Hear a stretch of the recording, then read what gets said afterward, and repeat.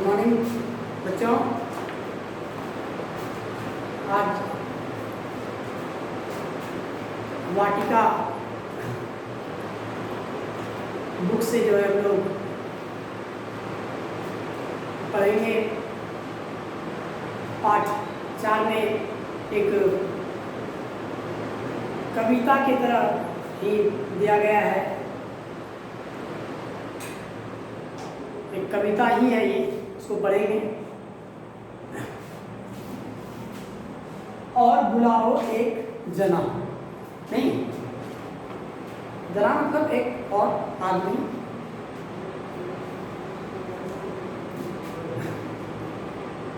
दादी जी ने बोया दाना, गाजर का था पेड़ लगाना, दाने में से किल्ला फूटा, किल्ले से वह बन गया बूटा।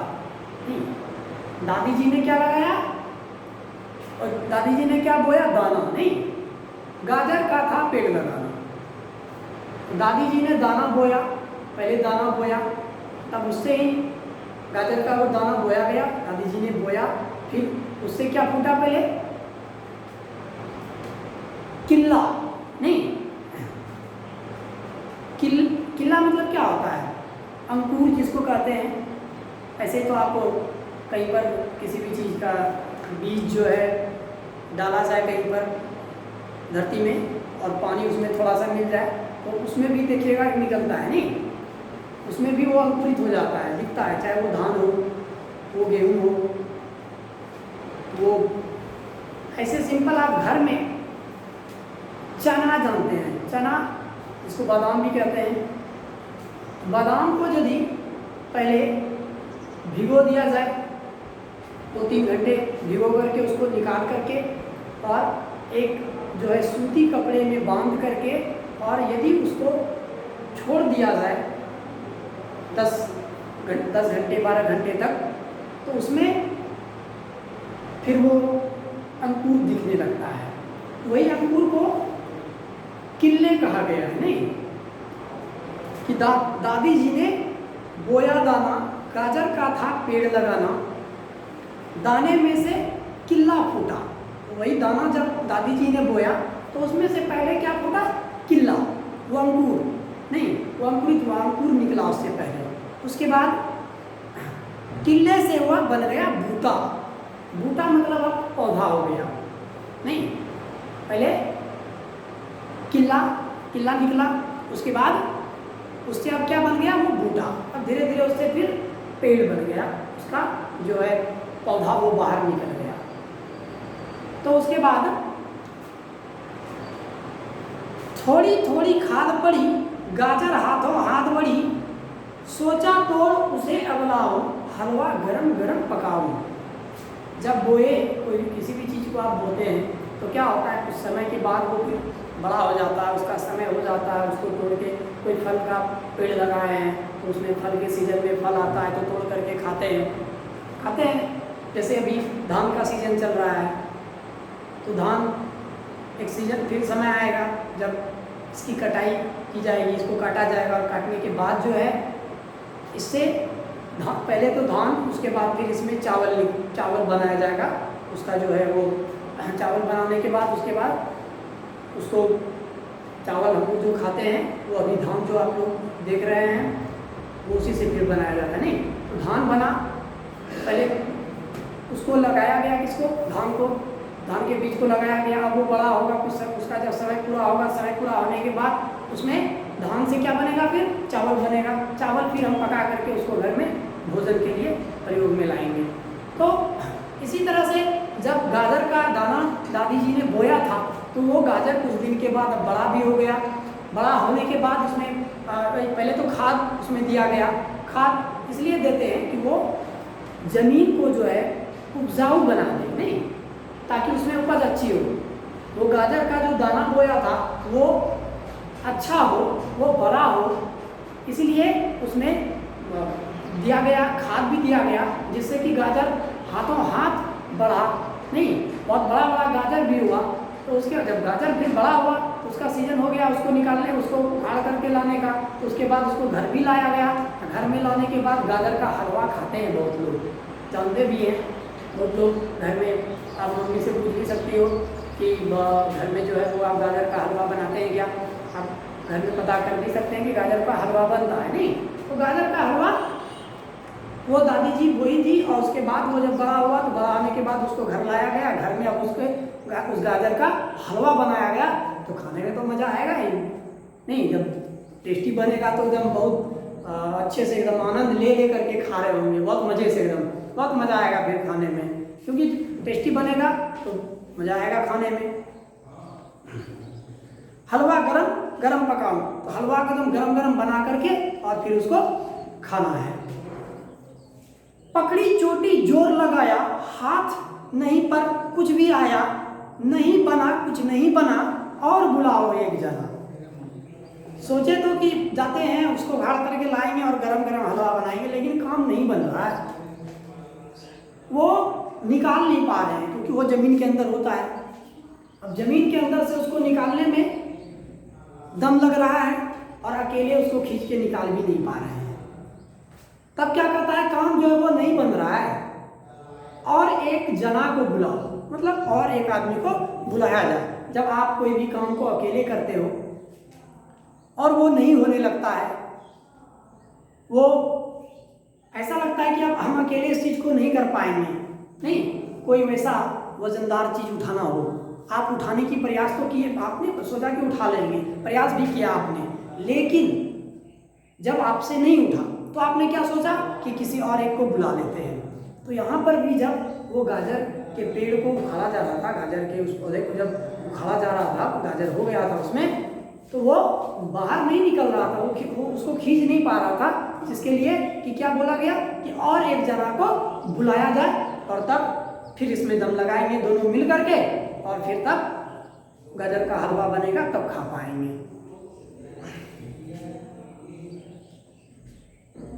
तब दादी जी ने हाथ बढ़ाया, मिलकर पूरा जोर लगाया, नहीं बना कुछ नहीं बना, और बुलाओ एक जना।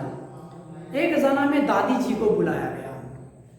दादी जी भी मिल करके अब सोच रही है कि चलो निकालते हैं इसको, लेकिन दादी जी के जोर लगाने से भी वो बाहर नहीं निकल पाया। फिर काम नहीं बना, फिर कहता है नहीं बना कुछ नहीं बना, और बुलाओ एक जना। फिर एक जना को बुलाने की बात की जा रही है, फिर एक आदमी को बुलाने की बात की जा रही है, नहीं कि और एक आदमी को बुलाते हैं तब जा करके इसको फिर निकाला जाएगा।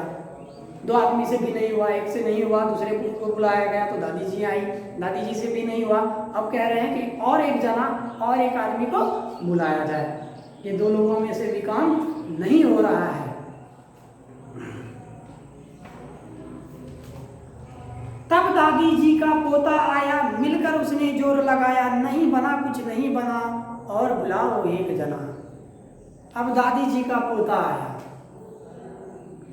उसने भी मिलकर जोर लगाया, वो भी सोचा कि एकदम जोर से इसको एकदम इस बार तो उखाड़ ही देंगे, लेकिन अब काम बन नहीं रहा था। वो भी बहुत जोर लगाया, बहुत प्रयास किया उसने भी, लेकिन निकालने में असमर्थ रहा। उसे बाहर खींचने में वो प्रयास जो है व्यर्थ रहा। फिर तीनों ने मिलकर जोर लगाया और वो नहीं निकाल सके, वहाँ भी काम नहीं बना। तो फिर क्या कहा जाएगा, तो फिर वही और बुलाओ एक जना। जब एक से नहीं हुआ, दो से नहीं हुआ, तीन से नहीं हुआ, तो फिर और किसी एक को बुलाएंगे। जब किसी काम को एक लोग कर रहे होते हैं, दो लोग कर रहे होते हैं, नहीं हो रहा होता है, तो क्या करते हैं, फिर किसी और को बुलाने की बात होती है।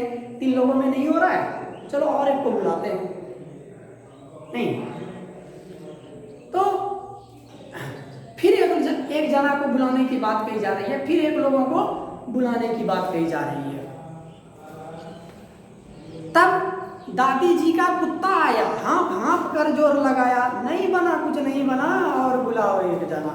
अब तो दादी जी का कुत्ता तक आ चुका था, नहीं अब दादी जी का कुत्ता भी आ गया, अब जोर लगाया, अब भी काम नहीं बना।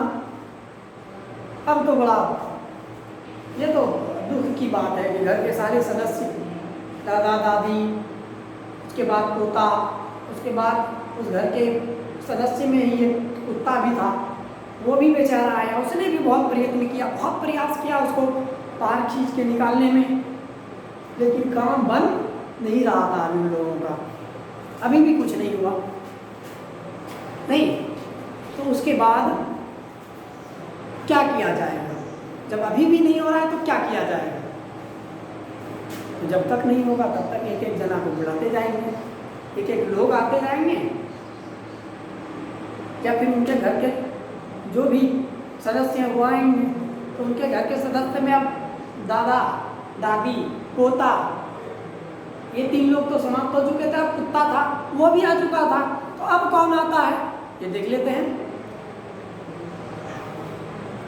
तब दादी जी की आई बिल्ली, सुनकर सबकी चीखा चिल्ली, सबने मिलकर जोर लगाया, गाजर को उखाड़ कर पाया।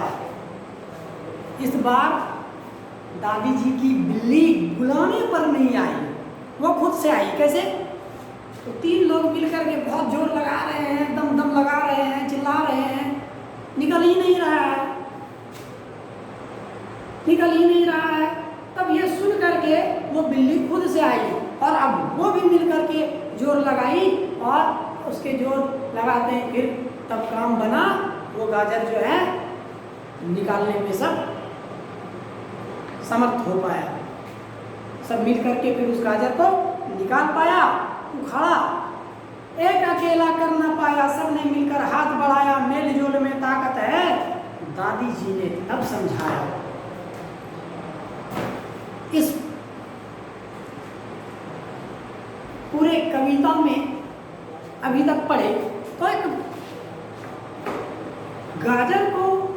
गाजर के पेड़ को निकालने के लिए 4-5 लोगों की जरूरत नहीं है। बहुत सिंपल था कि इसको जो है एक दाल से चारों तरफ इसका जो है वो तोड़ दिया जाता और इसको आराम से निकाल दिया जाता। लेकिन इस कविता के माध्यम से बताया कुछ और जा रहा है, इसमें समझाया जा रहा है कि इतने सारे लोग मिल करके जब किसी काम को किए तो वो काम सफल हो पाया, वो काम अच्छे से हो पाया। एक अकेले के करने से काम सही से हो नहीं पा रहा था, वो सफल नहीं हो पा रहा था। तो कहने का मतलब था कि यदि सब मिल करके किए तब हो पाया, नहीं एक लाठी को दे दिया जाए और उसको तोड़ने के लिए कहा जाए तो बहुत आसानी से तोड़ दिया गया, फिर 2 दिया गया वो भी किसी तरह तोड़ दिया, फिर 3 दिया गया वो भी किसी तरह तोड़ दिया। लेकिन जब 4, 5, 6, 7, 8 ऐसे इतने एक सारे इकट्ठे करके जब उस लाठी को दिया गया तो तोड़ने की बात तो छोड़ो, देख करके लगा के अब नहीं टूटेगा। मतलब एकता में जो है वो बल दिखाने का प्रयत्न किया गया। ये बताया गया कि जब एकता होगी तब क्या होगा, वो बल होगा। एकता में बल होता है। ये बताया गया कि एक साथ जब किसी काम को करेंगे तो कोई भी काम आसानी से कर पाएंगे, अच्छे से कर पाएंगे, कोई दिक्कत नहीं आएगी। इस चीज़ से हमें ये सीखने के लिए मिला। हम इससे ये सीखें कि हम सब मिल करके रहें, किसी भी काम में एक दूसरे का हाथ बटाएं, नहीं एक दूसरे का मदद करें, जिससे कि ना आपको परेशानी हो और ना किसी और को परेशानी हो। सहायता भी हो गया, काम भी हो गया, मिलजुल करके रहना चाहिए। इस कविता के माध्यम से ये बताया जा रहा है कि हमें मिलजुल करके किसी भी काम को करना चाहिए और हमेशा मिलजुल करके अच्छे से रहना चाहिए, तब किसी भी काम को अच्छे से कर पाएंगे और कोई भी काम सफल होगा। चलिए, धन्यवाद।